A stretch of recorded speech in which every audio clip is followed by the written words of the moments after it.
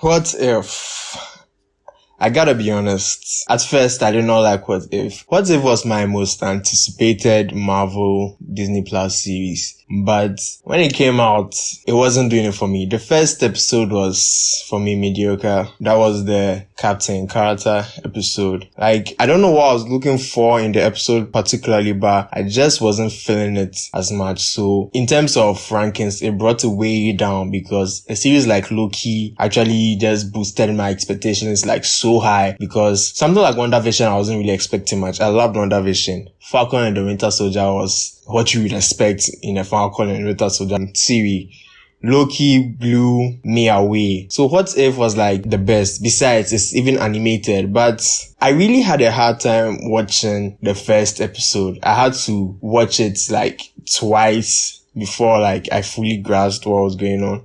Wow. What? I did it at first, but I wasn't really concentrating. I had to rewatch it to grasp everything well. And we have the next episode, which was the T'Challa episode. What if T'Challa was Star-Lord or something like that? I don't know the title of the episodes. And I think that was when it started to restore my faith in the What If episodes. I'm glad to hear Chadwick Boseman's voice reprising his role as Black Panther.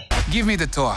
God bless his soul. It started to pick up in this episode, restore my faith in the What If series. It wasn't anything too serious. So I was if this is what we are going to have, then the show is going to be there's something you can use as a casual watch. And we have the third episode where there was this mystery going on around the Avengers. Nick Fury was starting the Avengers initiative, and one by one they kept dying. In the end, it was Hank Pym who was the mastermind in this. It was kind of okay. I didn't really expect much from that episode. It was mediocre for me. And this is where What If really got to me, really restored my faith. It was the Doctor Strange episode. In this episode, in a certain part of the multiverse, Doctor Strange had his love taken from him. So in the event where he would lose his hands, he lost her too as well. And he couldn't fathom the reality of her not being alive. So he uses the time stone to go back to see if he could change anything. And no matter what he did,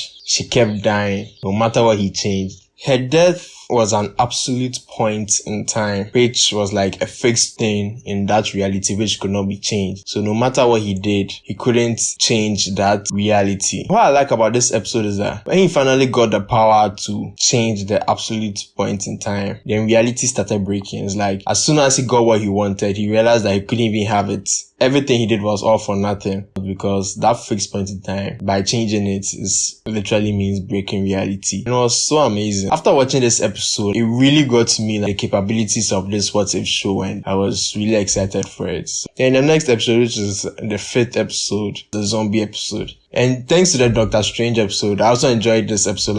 I really loved the zombie episode because Spider-Man was in that episode. And he did not even carry the whole episode. The people they introduced in that episode, they really made the show really enjoyable. And the zombie apocalypse definitely shouldn't get attached to anyone. So people started to die off. Some of your favorite characters will suddenly turn to zombies. And it's quite a shame, but it's still an interesting watch. So the next episode, which was also a normal What If episode, by What If standards, Killmonger episode. What if Eric had saved Tony Stark? And I didn't really fancy the episode. I don't really have much to say about the episode. It was quite an interesting watch. And we have the seventh and my favorite episode, the Party Thor episode, which is What If Thor was an only child, I think. And I really love that episode. I love the introduction of Thor. Chris Hemsworth is a funny guy. His Thor character was written as funny as he is in the movies. He had his fair share of seriousness too, because it's the parties Thor was throwing on Earth was causing planetary distraction, or at least that's what they thought, due to the last place they threw their party got destroyed. So Captain Marvel had to step in, and it was also a fun watch seeing Captain Marvel versus Thor. Something you would like to see after they hinted it in the movies. It was so exciting to watch. So the episode that comes after was What If Ultron won, I guess. Something that took me by surprise is in that universe, Ultron was able to transfer his body into Vision, destroy the Avengers, destroy the world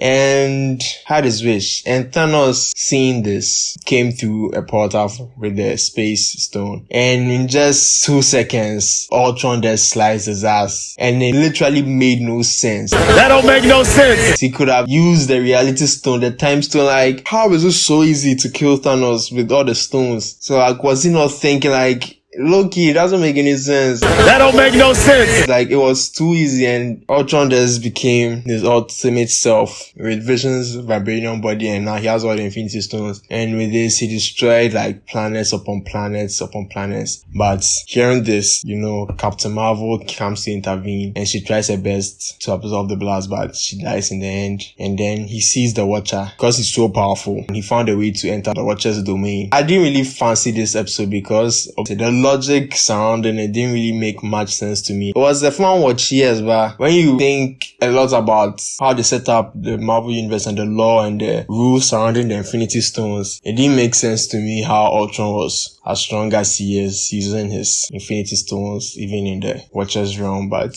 anyways, we move on. The episode was actually a downer, which set up the final episode, which is the episode 9. Captain Carter wasn't my favorite episode, but I really loved her in these ones. Like, I knew something was wrong with me at the first episode, but like, I really enjoyed her characterization. But like, she was wearing the outfit Captain America wore in the Winter Soldier movie, and it was really fun to see. And you get to see how the Watcher was selecting his Guardians of the Multiverse. This episode was amazing. This fight was totally amazing. I like everything about this episode. I like the fight. I like the teamwork between Captain Carter, Thor, T'Challa. I like so many things about this episode, man. Like, this episode was really dope. Really, really dope. It was also quite annoying when Killmonger took the stones, but it was in his character to do so you might have guessed, because you could see hints of him plotting it, but it was also crazy. And T'Challa said, "Cousin, what are you doing?" Like, I'm not your cousin. I'm like, yo, hold up, nigga. Insert scene, man. Hey, auntie.